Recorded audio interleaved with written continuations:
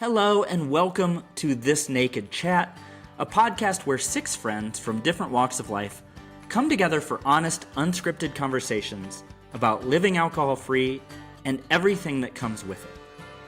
We all met at a live event hosted by Annie Grace of This Naked Mind in March of 2024. What started as a mastermind group with the six of us and Annie turned into some really deep friendships, filled with connection, tough conversations, and a lot of laughter. And after a year of growing and learning together, we realized that these conversations might help more than just us. So here we are, no scripts, just real talk. We are incredibly grateful to Annie and This Naked Mind for helping us get this off the ground and for the impact that her work has had on each of our lives. I am Brian, and I am joined by Kori, Agnes, Judi, Jenie, and Sammie. Let's dive in. Let's see. So today we got a small crew here. Agnes, Kori, and Brian today. And we thought that when this drops, we're going to talk about, it's going to drop around New Year's. We're going to talk about New Year's resolutions in general, right? Yep. Something like that. I like it. Yeah, sure. Who wants to kick it off? Agnes, you just set that up really good. Okay, so what can I say about that? Clearly, there's way too much hype about starting these New Year's resolutions and January 1st coming around, and we have to change our lives and everything that we do. So that's always a big one. And then as statistics have shown before that, by the end of the month, most people have already stopped. And then everyone's beating themselves up because they couldn't keep those New Year's resolutions. But again, why start January 1st? It should be starting every day of our lives. And why making such an emphasis on that? Because again, as we know, whatever it is that we focus on, that is exactly what we are creating and cultivating. And our brain is looking for, how do we do it? Do we fail? Do we succeed? And then the willpower ends up hypening up. And usually we need time in January just to process all of the holidays, either the family gatherings or the lack of gatherings that bring up, people that we've lost. So it's such a huge emotion. December is such a huge emotion to begin with. And it's like we are drained and our brain doesn't have the capacity to be able to do it. Also, the willpower will run out pretty fast towards the beginning. So I see it as no New Year's resolutions. It should be every day. It should be just planning each day, each month. Like, what am I going to do this month? One small little micro commitment that I'm going to focus on. And then next month, okay, what am I doing next month? Either add on to it to extend it or not. So that's really it. And the type of New Year's resolutions, again, it's that whole expectation. Are we being realistic about what it is that we're asking for? What does that even look like? Does it involve that people need to change? Or is this truly ours? And we have the full control to be able to make that change for ourselves without involving anybody else. So there's a lot of questions that come up with that. For mine, I started something like I was thinking dry January. That was what kind of immediately popped in my head. And when I first kind of got serious about looking into drinking, and I'm tying it, I'll tie it back to like Annie's kind of start. But like I think I did it in like November. I was like, you know what, I'm going to go a dry month, and I do. That's one of the things with like a dry January that I do like, because it does give you, even though you people can just kind of force their way through it and kind of dry, white knuckle it, I guess. It does bring some awareness, and I think that's enough time to be like, man, I'm starting to sleep better. Or, that's what I noticed from it is like, gosh, my head's a little clearer. And, you know, I'm sleeping a lot better. I feel better when I exercise. I don't know, those sort of things. I do like that sort of, and you brought this up, maybe the months ahead of January is kind of like what's done in the path is like, hey, that first month, let's like not try to stop. Let's just be aware. And that's like some of those other months where I think maybe it's like, what are some things that maybe are no longer serving you, which is probably a good exercise all the time, but to really kind of take a good look at that, like, what are some of these things that I'm just doing, these patterns that I've got into that are no longer serving me? And can I just, you mentioned that kind of small change, can I just replace it with something else, or even just stop it? Maybe that's enough. And I like that sort of thing with a January sort of reset. Well, the thing I like about dry January is that it's become a thing. Yeah. Like you don't, it's not weird anymore to say, oh, I'm not drinking. You can just say, oh, I'm doing dry January. Like, no big deal. So it like, you easily get to overcome that whole social barrier when you're just like, oh yeah, it's just a normal, thing. There's nothing weird about it, But I'm with you on the like small change stuff. I mean, people, any time of the year, when people think they're going to go on a diet or start a new like, fitness kick or whatever. And then it's just, they try to do this massive crap that is like so outside the norm of everything that they're doing now. And then, like you were saying, Agnes, then when they like fall off the wagon, then they're, beating themselves up, and, then it's like you get right into that whole shame cycle so quickly when you were trying to do something good for yourself, and now you just like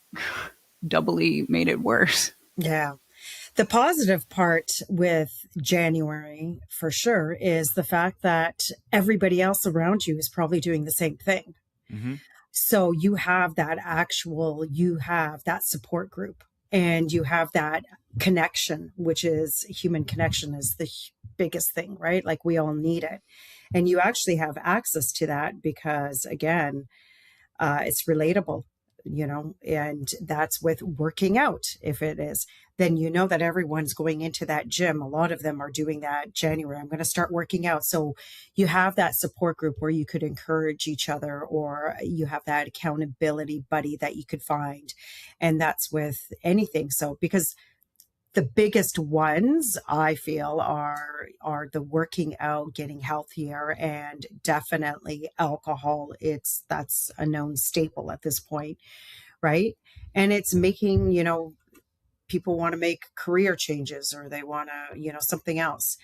But it's using it to your advantage, to your benefit, opposed to using it to bring yourself down or make you feel less than, because you could get stuck in that comparison.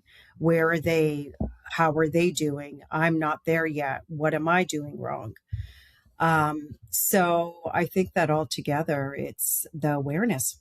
That's the biggest part, is taking that time to just be aware of how you feel with whatever it is that you're trying to make that change with, and really observe yourself and add those little steps in there. Every time of year. Every time of year. What do you think on, I agree 100% with small, and I think some of like the programs that I've run before as either health coach or trainer were like, if it was an 8-week program, the first week might be, let's just take kind of an assessment of the things that you're doing, right? Like what's going on now that you're doing. So that is that awareness. I wonder from an alcohol standpoint, those small steps, I can't think of one. Because what I was thinking about specifically to alcohol is what people tend to catch themselves in is, well, I'm not going to drink on Monday, Tuesday, and Wednesday, or I'm only going to drink red wine. I've done all of these things, right?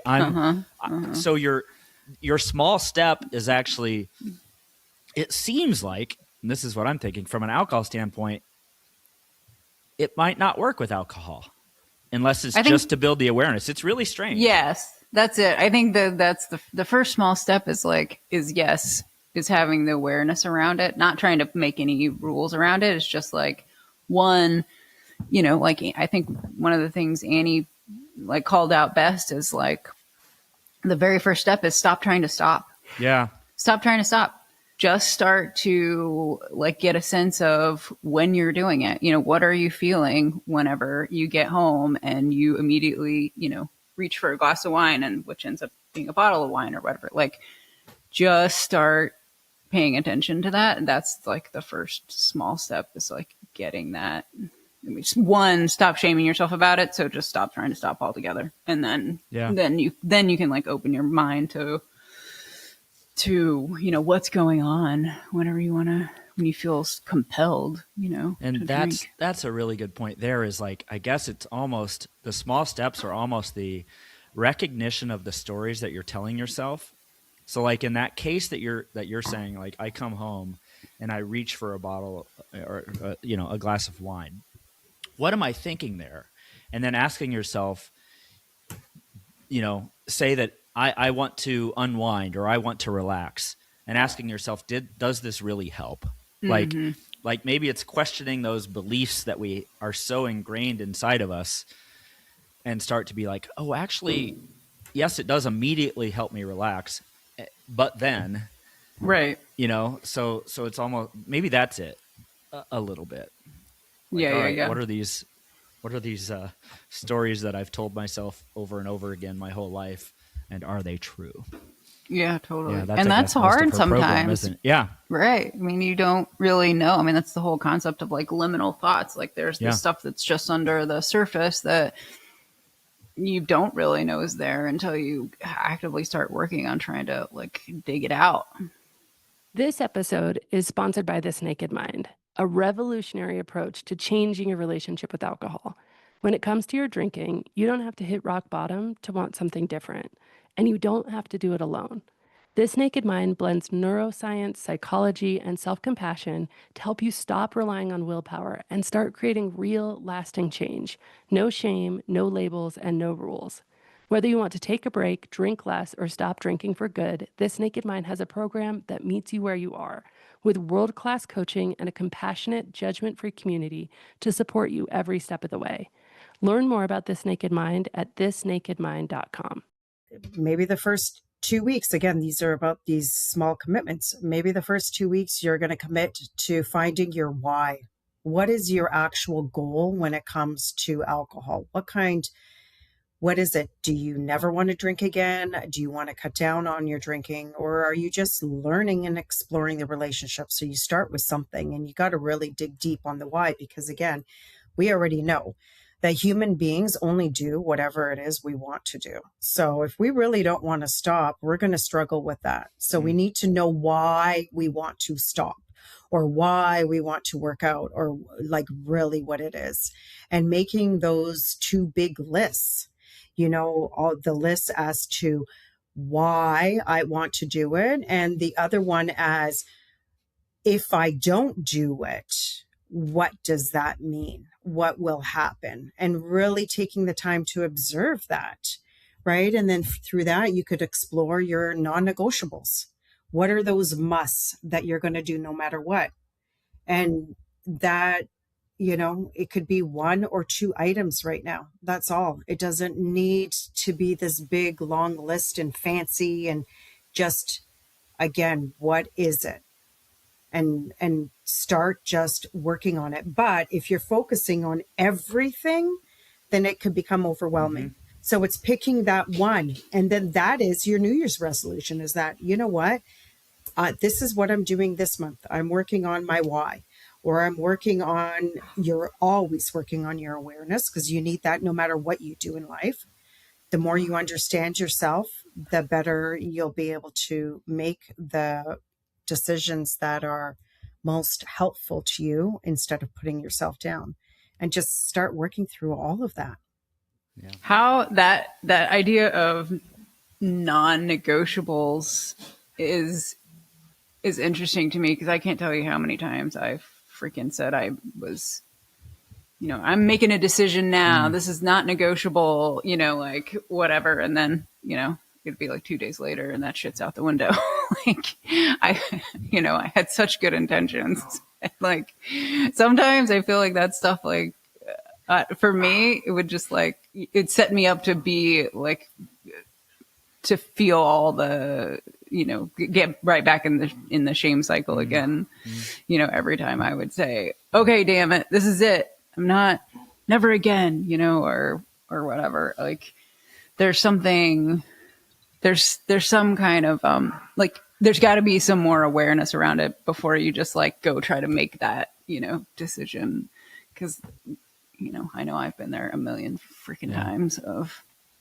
Oh, so have I. We all, I think we all do, because we've tried for how long to stop it. But I think it's the concept, the idea again is doing these small little things. So even with the non-negotiable, the first one, again, not a list of it, it's just one. And that non-negotiable is going to be, I am not going to drive drunk, period. That's it. That's it. That's all you got to start with. Nothing else. And you don't add anything more, because you know what? And you don't drive drunk, and you don't do it for that month, let's say whatever it is that the target is, then you feel better, like, okay, I got this. Now, can I add another one to this? And then that could be, I don't know. I can't think of any, because no, that's a good point. That's a good point. Yeah. Because like even I think when I did it, and this is, I won't say it's the wrong way because it worked, but I mean, it was really just to prove that I could go a month, which is, it just turned out that then what I recognized, like, that's a strange thing to do, to be like, I'm going to prove to myself that I can go a month without drinking. But then, and I, if I would have really dug deep into the why or whatnot, that, I don't know if I would have come up with that one. But what happened then is you're like, oh, okay. Like the stuff I said earlier is I'm starting to feel differently, because that gives you enough time to start to recognize, geez, man, all the things that I thought would happen didn't, or weren't as bad. And I'm actually getting some benefits. I think that's what happens, like if you turn this to an exercise or a nutrition or something like that. Like if you jump in too hard, you're going to hate it, but if you kind of slowly kind of ease in, and you're just like, all right, this is just a month. I'm just testing something out. I'm just running a little, I love thinking about things as like little experiments, and kind of paying attention to how you feel and stuff. And totally working on the experiment idea. Yeah. And I love plug like Atomic Habits. I think, was that the first one that kind of came up with that sort of the small steps? And then it's like in every sort of program now, right? Is like, look, don't go to the gym and do an hour, crushing soul workout. 5 push-ups when you brush your teeth. Put on your shoes, whatever. It seems so stupid, but that's what works over and over again. Yeah. Well, it's getting ourselves comfortable with change, doing something different. And that's what we're not comfortable with as human beings half the time, because we don't want to be excluded or whatever. Like the stories that come up. So, and again, the patterns, they have been there because of all the habits that we've had and that are now completely unconscious to us. And we're on autopilot. So it's like breaking that up a little bit, and something small, like, I'm going to have a green tea every day for the month because I know it's going to do something good for my body. It doesn't involve anybody else doing anything. And now I'm adding something new into my life. So I'm getting used to doing something different opposed to what I've been doing. Small little things like that, replacing a coffee with a green tea or any kind of tea, like little things. That's what I thought when you said pattern, or I think that's the biggest thing with like even those small things that we were talking about of like, putting your shoe up or Kori did stacking with like doing push-ups right after you brush your teeth. It's like all that the small things are doing initially is breaking a pattern, right? Of like, or starting a new one. I think one of the very first things I did was start getting up at 6, just without, I didn't know why. And I had a coach tell me to do it. But the pattern that I had gotten into was like sleeping until 8 or coming home and going back to bed. And it was just simply I hated it. I didn't know why I was doing it, but it was simply to break a pattern.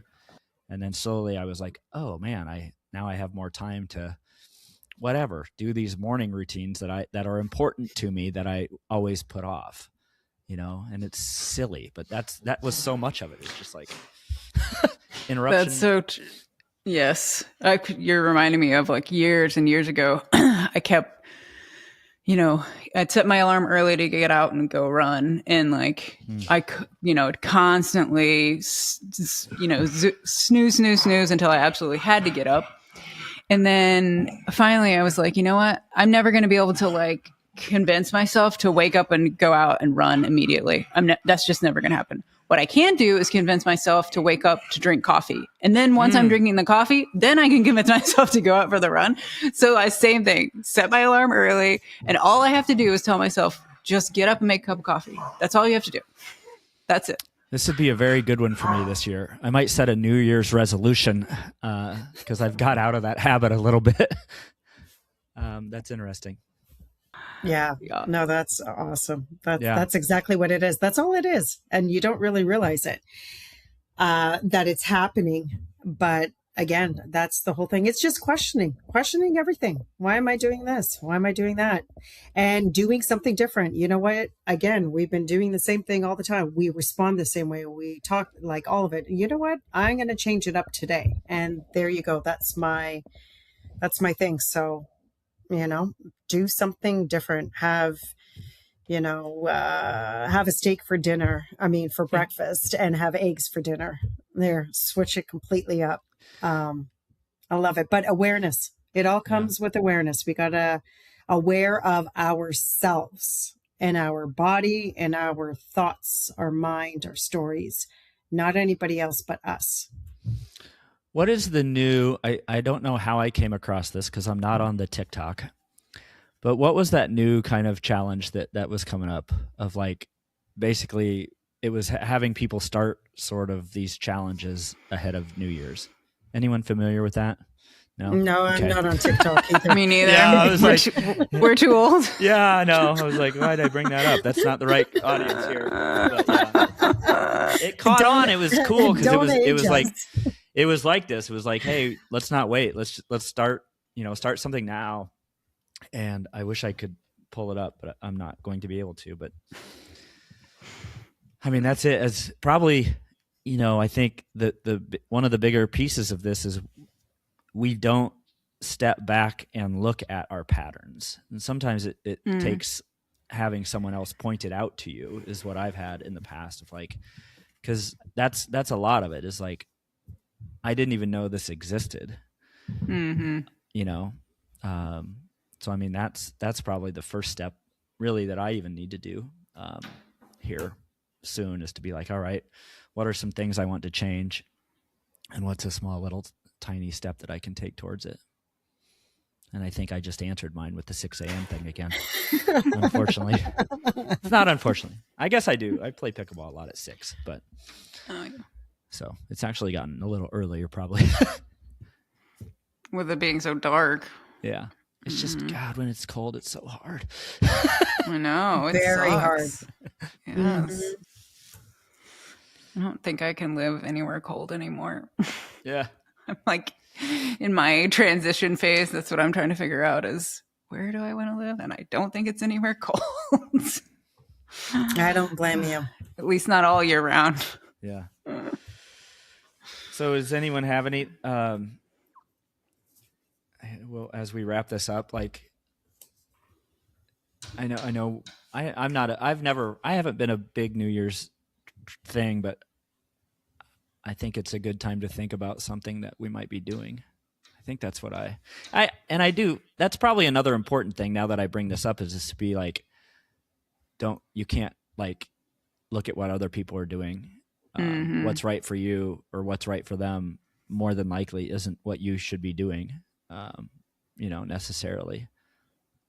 Right. So I'm like, if I see some craze and I'm like, well, that's not a pattern that I'm in. Mm-hmm. I Right. don't know. I think mine might just be that simple. It's like, let's get up. Yeah, you got to do whatever is right for you at this point in your life, and whatever that will be. That will make you feel like you are succeeding and you're accomplishing something, and then continue adding to that. Yep. Anything else today? I think we solved the world's problems around. Huh? That was it? Yeah, I think we solved everybody's problems around. Read Atomic New Year's Habits. resolutions. Yeah. Get up at 5 or 6 and do your push-ups. Yeah. With your teeth brushing push-ups. and While you're toothbrushing?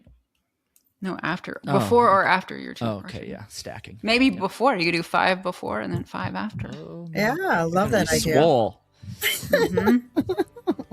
Mm-hmm. I like it. All right. Yep. All right. Good work. See you next week. Have a good week. Bye. Yes. Hey, that's it for today's episode. Thank you so much for listening. If something we said resonated, made you laugh, or made you think, we'd love it if you share it with someone who might need it too. And if you're curious about going alcohol-free or just ready to feel more connected to yourself, check out This Naked Mind. Annie's work brought us all together, and we're so grateful for the impact it's had. On that note, a big thank you to Annie Grace and This Naked Mind for making this podcast possible. We'll see you next time on This Naked Chat.